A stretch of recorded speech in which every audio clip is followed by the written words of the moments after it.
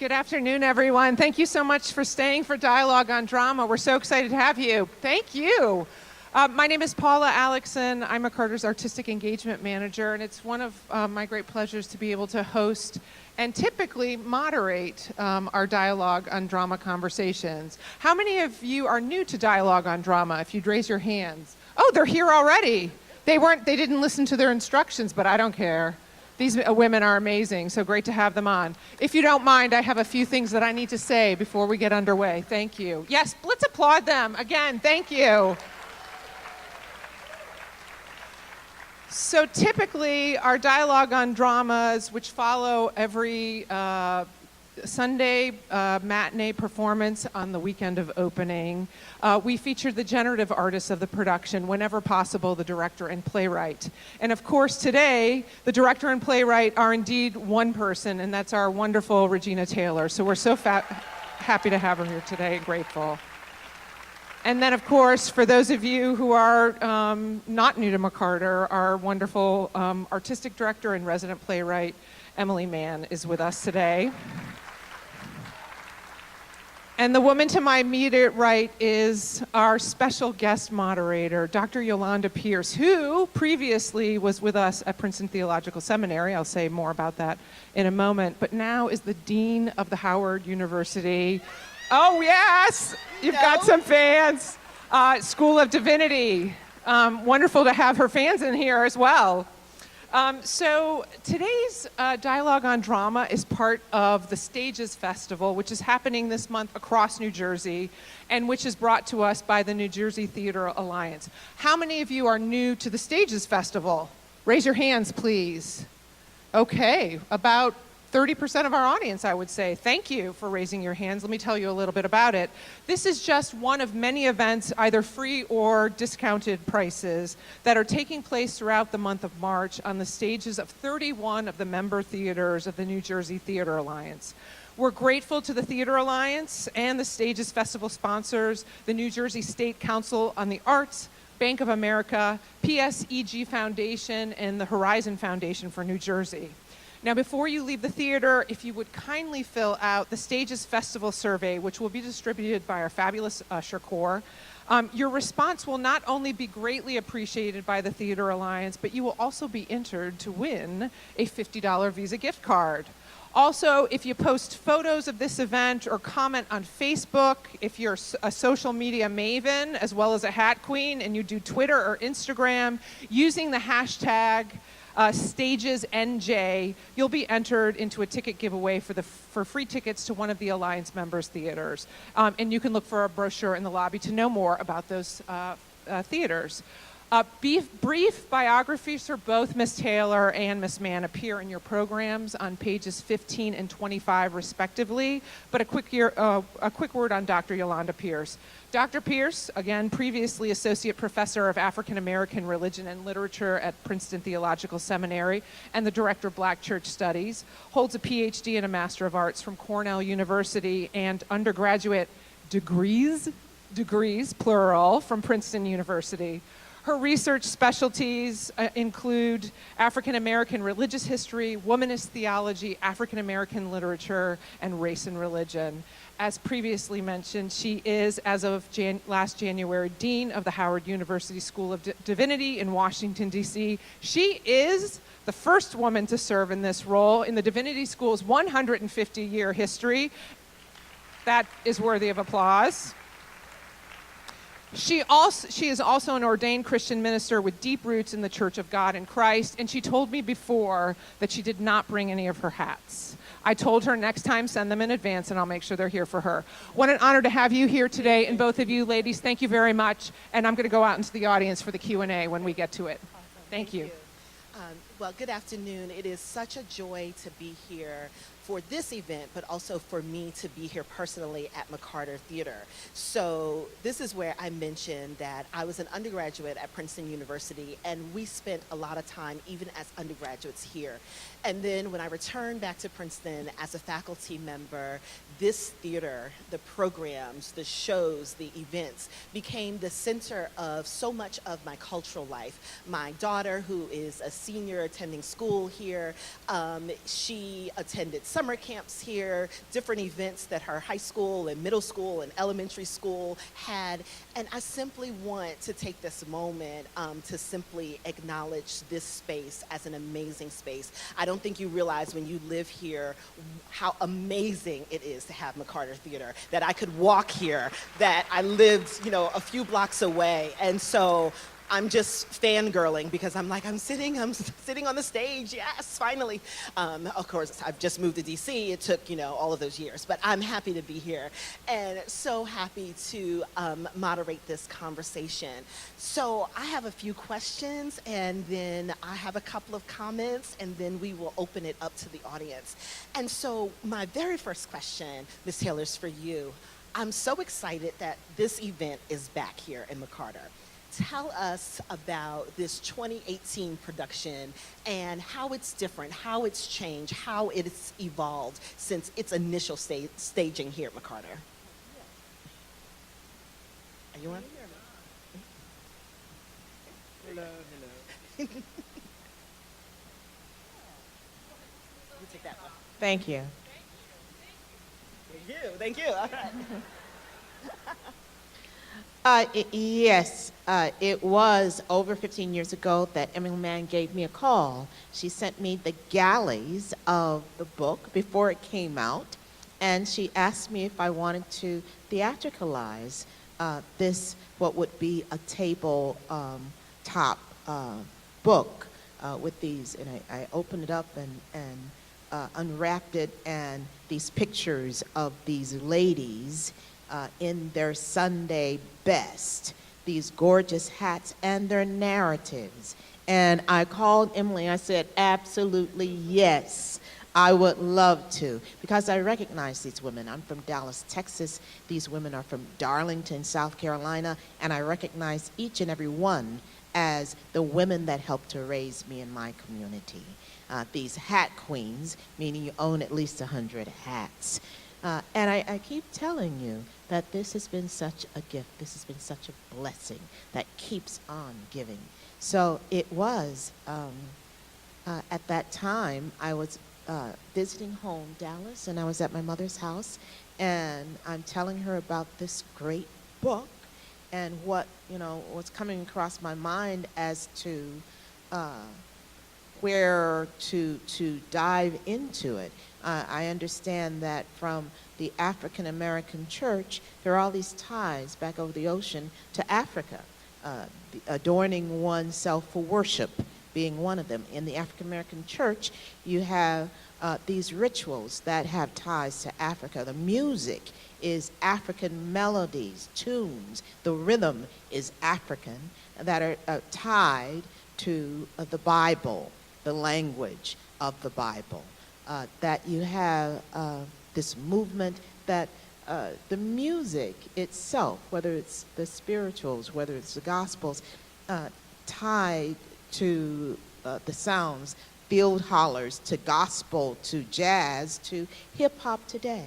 So I wanted to try and see how I could weave these threads through to create this tapestry that is the African American cultural experience in this country, through the eyes of the lens of these women, reclaiming this young girl from now it's Inglewood, Chicago, where her brother has been shot. We know this story about the mother sending her down south to live with her grandmother, trying to find a safe place for this child to turn her life around and to be set on a new path with new eyes. That was the first incarnation of the piece. Now, when we got together over a year ago, Emily says, well, you want to do it again? And I said, absolutely yes. This time, I'd like to set it here, now, present day. Where are we right now? Where are we with our youth? That I live in Chicago now and am bombarded with the news and with the reality of what's going on with our young people, with everyone, African Americans in this country at this moment in time. So I wanted to come back to it in terms of Yolanda, the 17-year-old girl, to have it be through her lens. And so we got together an amazing group trying to find her voice. We got together an amazing group of collaborators for the music. That includes Jarrett Landon, who's on the piano, who is our musical director, Chesney Snow,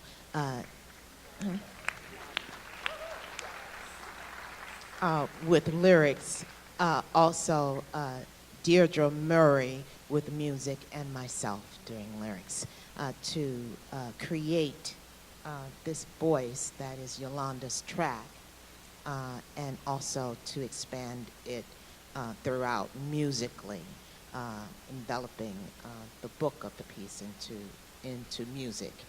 So that was what we've been doing over the last year. It's been a fast year.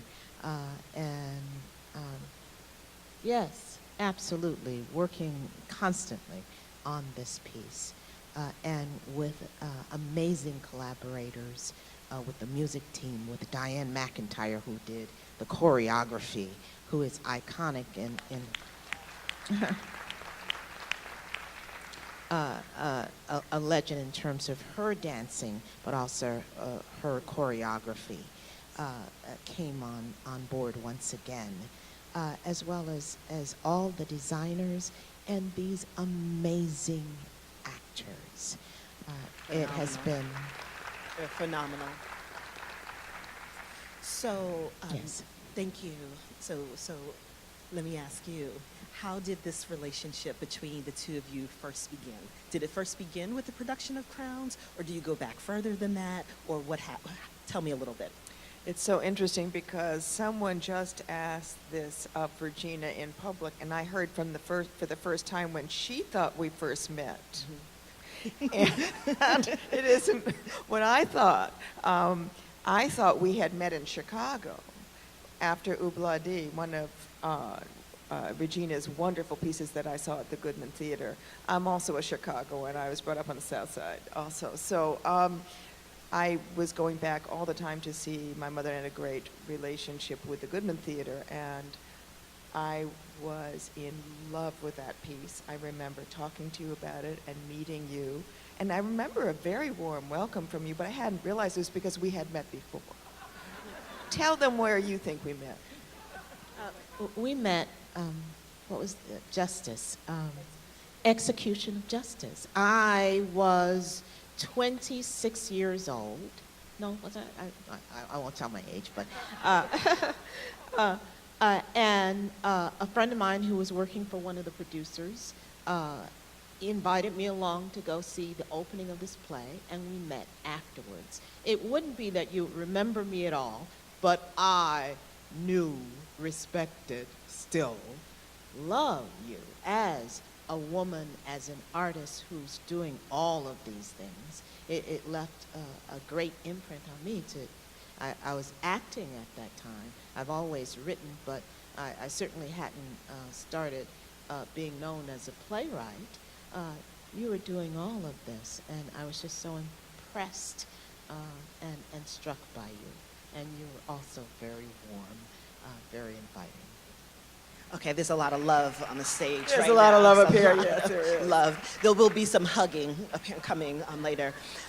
So as a scholar of religion, of course, what I'm struck by are the religious undercurrents, the theology, the richness of the Black religious tradition, the Black Christian tradition, as well as the African spirituality that really hovers over the entire play. And so here's a particular example. So we're talking about crowns and we're talking about these hats.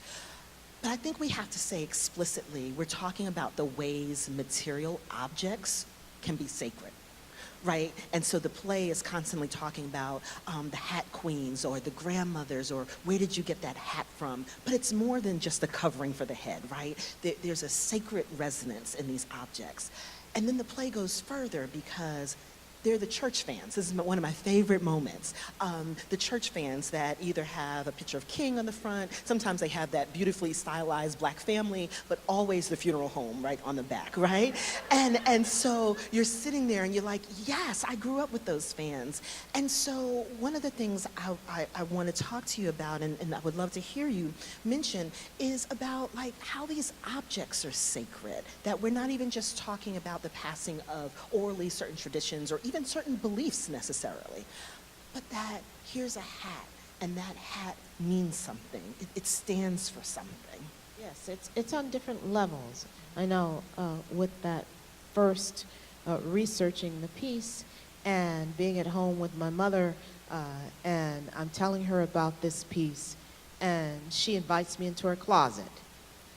And I spend a day, starting in the afternoon to evening, in that closet going through all of her hats. And she's telling me the story of each of these hats, markers in a life, from weddings to funerals to baptisms to all of these markers. I wore this when your grandfather died. I wore this when your aunt got married.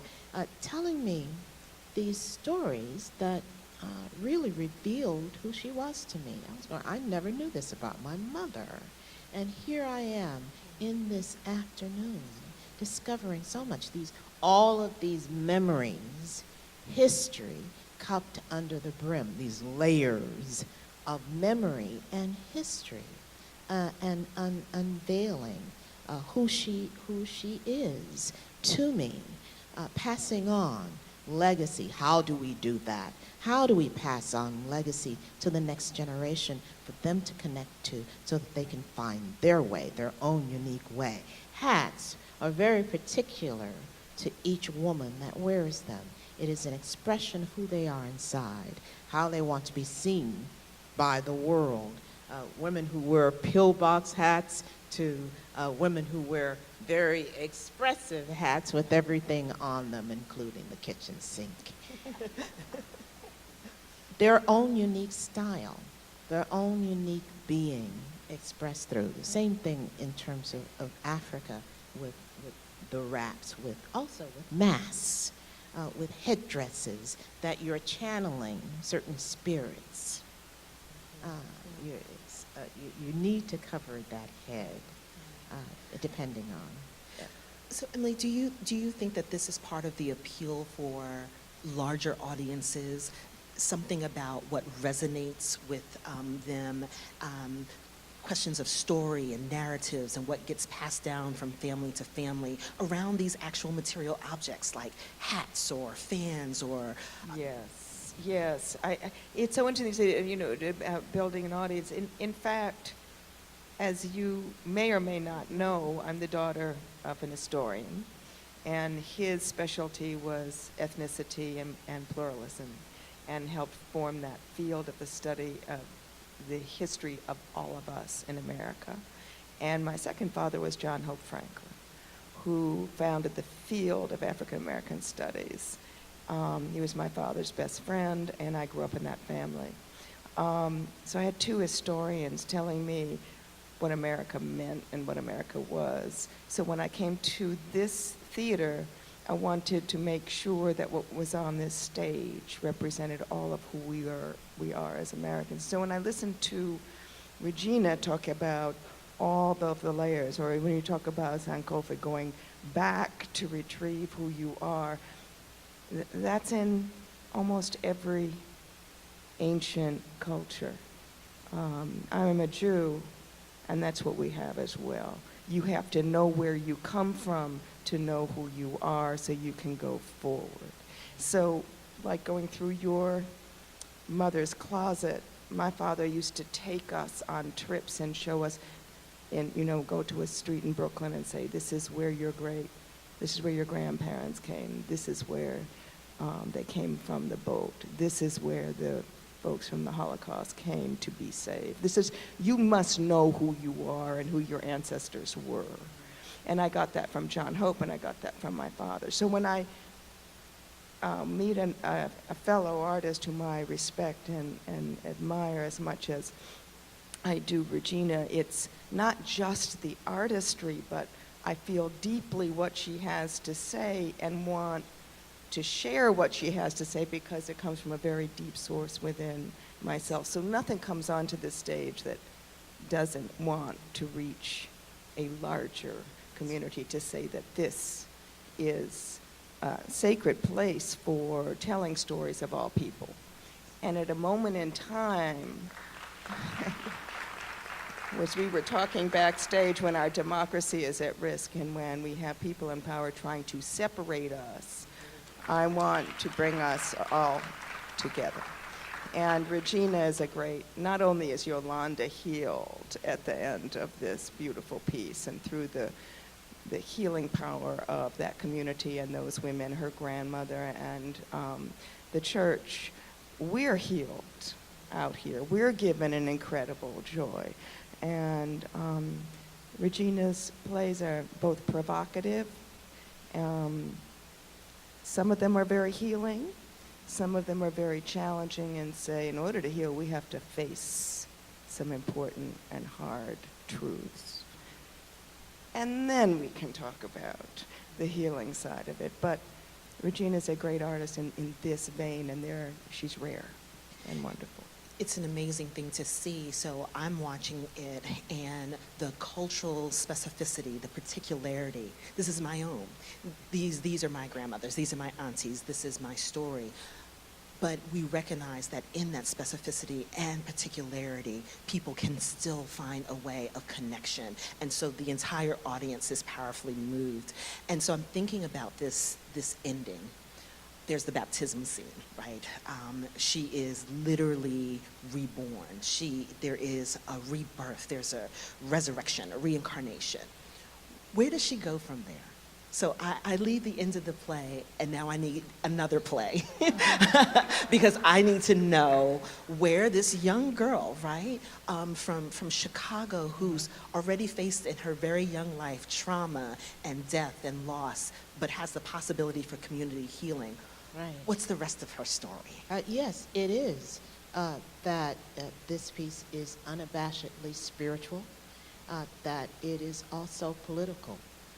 That you have an awakening of this young lady, both on a spiritual level and on a political level, and that when she returns to Chicago, Inglewood, she can see things in a new light because of what's been ignited from within by these ladies. It's also that she becomes a community activist. She wants to do a laying on of hands in her community. She knows that through her change, she can affect a change from where she's from. So this question, did you want to respond? Yeah, go ahead. I just want to say before we lose it, and then go back to exactly where you were going to be, when you talked about the specificity of this culture, and you said this is home. I know each and every one of these folks. I think the power of art and the power of theater is when you are truly, truly specific, you become universal. Absolutely. And I think that's what this piece Absolutely. does. And that's what I said. I'm listening to the audience react to that. That this story is generational as well, right? And so that's partly what I love. So this young girl, and so I'm hearing echoes of MC Lyte. So every time that she is, I was like, so this is MC Lyte. So I grew up in Brooklyn, New York during hip hop era, and so this is MC Lyte. So I have a young MC Lyte, right? And then I have the grandmothers, and then I have the aunties, right? I have the generation in between her and the grandmother. And so you're really telling a generational story, right? The generational conflict. Every young person who is surprised to find out that their parents and grandparents did things as if somehow mysteriously they were hatched by an egg. Like, wow, And so tell me a little bit about this generations that you've laid out in this particular production, because I love that. Yes, she is baptized in her history with her mother's history, Yolanda's mother, her grandmother Shaw, back to Leona, and beyond that as well. Again, Sankofa, going back, getting what you need in order to move forward. I know that this piece has been transformational for me. Starting out, again, over 15 years ago when I owned 3 hats. a baseball cap, something and something. Those practical things that keep your head warm. What else would you need a hat for? But being able to do the research and looking at the women in my community, asking the why of it. Now I own over 100 hats. Hat queen, yes. And a lot of them have been gifted to me over the years. But going again to that visit through my mother's closet, and I also inherited some of her hats when she passed away. The first hat, real hat, I owned was the opening here at the McCarter Theater. It was a wide-brimmed black hat with iridescent feathers that moved when I moved. That was my first real hat that I went out and bought for the opening of this show. And that also became the hat that I wore to my mother's funeral. So it started collecting memories. Wow. Memories as I move forward. This question of memory to me is particularly important. You mentioned your family history with historians. And so one of the things that's powerfully happening here is that from the vantage point of so much of our history, it's actually told from men's experiences, right?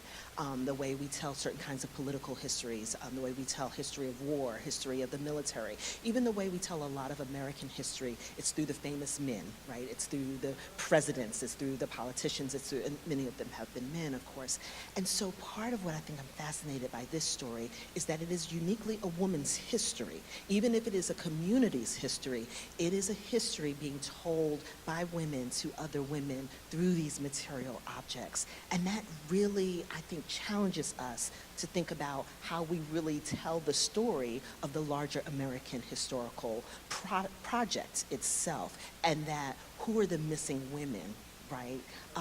Whose names, whose stories, whose experiences. Fannie Lou Hamer, yes. Don't get revealed. Absolutely, absolutely. So I was just thinking about that when you mentioned having these historians, and this is such a different way to tell our histories and our stories in this American context. That's a theme very much of this theater, and of telling the stories of those people in our history that we have not heard from. Often that's women, and often that's people of color. Some of you may have been present when we did the Princeton Slavery Project. Yes. And Regina also had a piece in it, and I had a piece in it, and some of the most wonderful playwrights in the country had 10-minute plays. And again, it was the idea of the untold history of our town, our university, and because you look at the microcosm, it is for the whole country. What is the untold history? And I just want to do a plug for next season. There's a play written by a young woman named Eleanor Burgess called The Niceties, and it is a young African-American undergraduate at a major estimable university, unnamed, meeting with her American history teacher, and there is a battle over who gets to tell the history and what stories have been told and what stories have been left out. That will be next winter, and I hope you'll come, and we're going to have lots and lots of talk about exactly that question. So I want to return to my question about, no, this is good. This is all wonderful. Yolanda's story, right? So this is my namesake, so I feel really connected to this particular character. Does she get another story? Oh, that's very, I don't know yet. Okay. I don't know yet. Okay. I know right now I'm working on a series of pieces that I call resistance plays, my resistance series, and I've been actually doing these pieces over this last year, and will go on into the next couple of years. So I was really very happy to return to this piece, to incorporate this piece into that line of resistance plays. One piece that I'm ready to go off Tuesday and start a new piece called Bread in Dallas, Texas. It's set in Dallas, Texas. You have this African-American couple who are almost 40 years old, ready to give birth to their second male son, and the wife is way overdue because she's afraid to push her hopes, dreams into this very unpredictable world. It happens just as Obama's leaving office. Wow, it's amazing. Jill, I cannot wait. Okay. We're looking forward to that. We have a little bit of time, I believe, to open up to the audience for questions to our wonderful guests who are here on the panel. So Paula has the mic, and we'd love to have your Shy. questions. Although, here we go. Yes, thank you. It's not so much of a question, but Ms. Taylor, when I was looking at this play, I became so emotional. I almost, I'm becoming emotional again because I could identify with those women not only being in my family, being in my neighborhood, my church, and how much I admired them and looked up to them because these women, they worked hard. Some cleaned houses, some worked in factories, so they looked forward to Sunday, their Sabbath, when they would go to church and praise the Lord and put on their finery, whatever it was, So all that came up, and it took me not way back, but it took me back. And like I said, I never thought that a play like this could just resurrect so many feelings, but feelings of love and being so proud of these women. So I thank you for that. Thank you.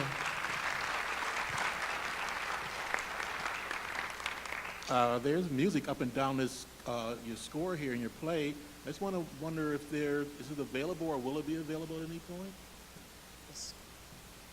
To be available. It is published by Dramatist Play Service, and we believe that the new changes will be incorporated into. I think people are calling for a cast album here. I think that was what was happening. I wanted to respond before we go into the question. I wanted to thank you so much to the first woman who spoke, because this is what resonated for me. On Sunday mornings in these churches, sometimes in rural communities when there were just 20, 30 people, the sense of dignity and humanity and affirmation that these women felt, where if from Monday through Saturday they scrubbed someone else's floor, to show up on Sunday morning with their best hat and their best clothes, and for someone to call them sister or mother or ma'am, right? And the kind of dignity and humanity and agency that was restored to them in these spaces. And I think that that was so powerfully demonstrated throughout the play, that their humanity was just so fully present. So thank you so much for that comment. Okay, I'm sorry, Paula. I'm never speechless, but I'm almost speechless. The fact that when you look at African American history and the fact that we as descendants of enslaved people were not allowed to get together until Sundays, it's just amazing. And as Sister just said, and I still refer to women as sisters, so sister. We could only get together on Sundays, and the dignity, and that's what's missing from our history books. Our history, American history, does not tell the full story of African Americans, and I feel like I'm trying to single-handedly, with some of my other sister friends, trying to resurrect that history. Our history must be told, and it must be told completely. And Sister Emily, thank you so much for all the efforts that you put. And Sister Regina, this play is just amazing. So I can't thank you enough for trying to make sure that our history is told, and it's told accurately. So thank you.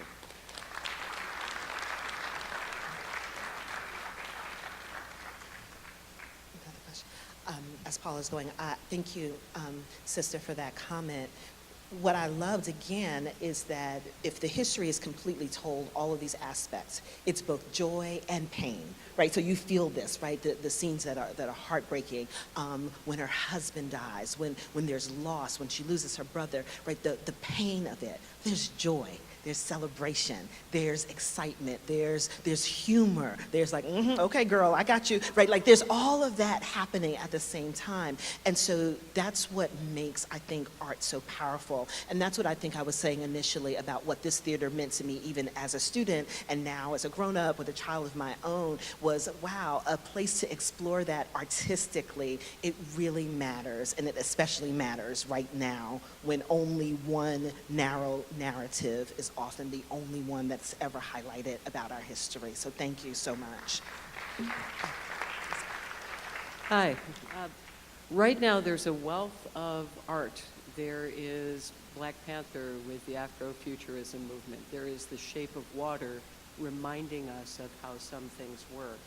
The symbols that you have here, someone mentioned earlier, we're essentially in silos. We're taught to fear one another, and there are so many things that would have us intentionally remain apart. You've given us some symbols here where for some of us it's an education, and I've seen crowns before, and this is nothing like that in a very tremendous way, because the outline that you give us is a universal symbol that we can look at, feel pathos for, and think, I've got to know more about this. But then as we progress through it, you give us those things. These are the things that we're angry about.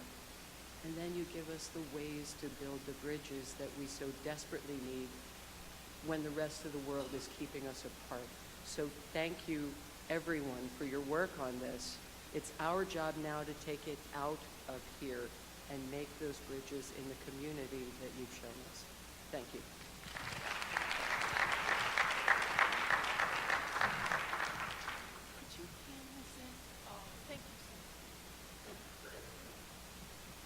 Hi. So I had the extraordinary good fortune to basically be raised by two families, one black, one white. And I may be echoing comments of the first young woman that spoke over here. For me, this was beyond a play. It was a documentary. And it raised so many memories and touched me so deeply.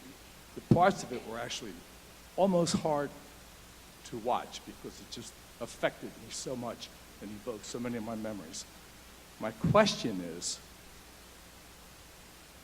do you think, and I hope I'm wrong, but I'd like to have your impression whether or not this metaphor of the hat seems to be fading in this common era. It just seems to me to be fading, and it bothers me, and I'd like to have your reaction to that. Yes, the tradition of wearing hats to church or wearing hats in mainstream is fading. That's why I like this metaphor so much. It is these fading traditions. What do we need to hold on to? What do we need to go back and get? The metaphor of these hats and what these hats contain. That we feel that our youth is letting go of so many things they don't understand, don't know about, and how can they reclaim it and make use of it in their own special way. What might replace it is the question too. Yes. Yeah. And I have to say, again, this has been 15 years ago, and I am so moved that this piece continues to find an audience. And I do think that theater brings communities from different walks of life, different generations together to share these stories, to let people know common ground, that they're not alone. I am truly moved by this afternoon sharing this piece with you. Thank you.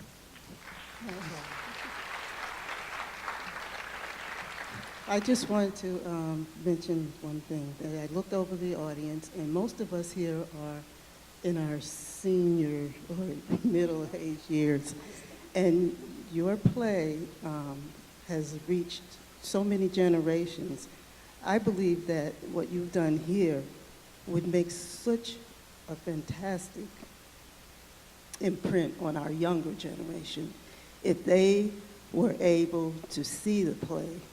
I don't know how you would bring it to them in the schools, by CDs, DVDs, or bring the young children to the plays, make them more affordable for young people to be able to come and see this play. It is Yes. absolutely phenomenal. Thank you so much for saying that. Even more than the previous incarnation of this play, I think it's just so important that the youth come to this now.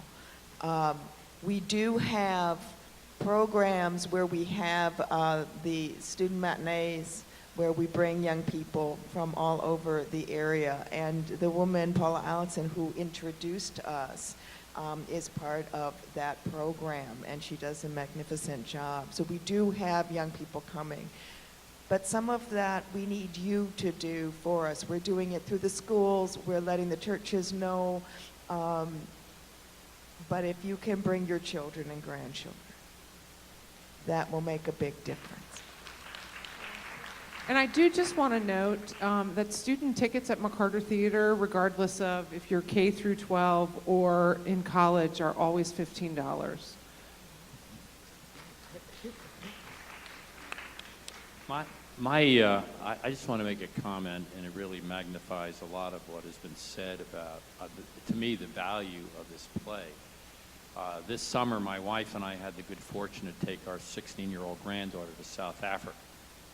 And we took her to Robbins Island. And we took her to places that were called District 7, where District 6, I'm sorry, where blacks and coloreds, as they called people who weren't white, were moved out of town and given 24 hours to move their entire lives away from where they lived before. It was such an eye-opener to my granddaughter, and to us, quite frankly, too. And I say this is a marvelous extension of it, that this is today's life in America that is magnified by our political circumstances right now.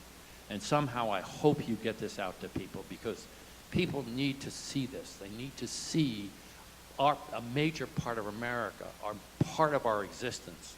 So I want to thank you wholeheartedly for doing this. Thank you. Thank you so much. Is that it? Okay. I want to thank you all for being here today. The gentleman who asked the question about, is this tradition fading, I think is a really important comment and question that you made. So my response, if I get to have the last word here, is that I spent about a year as a consultant before the National African American History and Culture Museum opened on the Mall on Washington, D.C. And I was the founding director of a center there for the study of religion. If you have not had an opportunity to go, I suggest that you go. But the reason in particular I want to tell you to go is because the actual construction of the building by the architects is conceived of as a crown.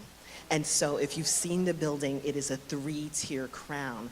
And one of the things that the architects have talked about, and they've won a lot of awards and prizes for this, is that because the memory of the idea of the crown and the royalty is fading away, they were enshrining on the Mall in Washington forever this notion of the crown reaching up towards the sun. And so it's a powerful reminder to us that symbols matter, that materiality matter, that there's a sacredness to some of these material objects that we're talking about. So I simply want to thank my fellow panelists here, and to thank you all, and to encourage you to come back again, and to encourage you to support McCarter Theater. It's been a wonderful afternoon with you all. Thank you. Thank you. And if I may add just a few things. I want to invite you to a special community conversation. Every month, the first Monday of every month, Not in Our Town, Princeton, hosts conversations about race. The first Monday in April is April 2nd, and we'll be having a community conversation that is based off of this production of Crowns and engaging in the questions that we utilize to create the public art project that adorns the windows in the West and Lockwood lobby and is also on display in the Princeton Public Library and at the Arts Council.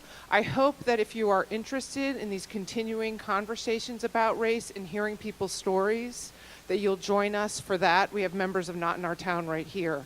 Also, I do just want to say, to reiterate, if you enjoyed yourselves today, if you find this meaningful and important to share, please do in every form of media that you can.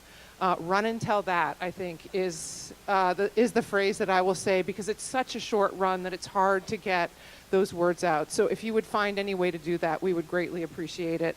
Also, if you're interested in hearing a question and answer opportunity with the amazing women and gentlemen who performed for you today, next Sunday at this very time, there will also be a post-show discussion with the company. So please feel free to come back. All engagement events at McCarter are free and open to the public, regardless of when you see the show. So just stand in the back until the audience gets out and then come in. I know a number of people came to this discussion based on the same principle.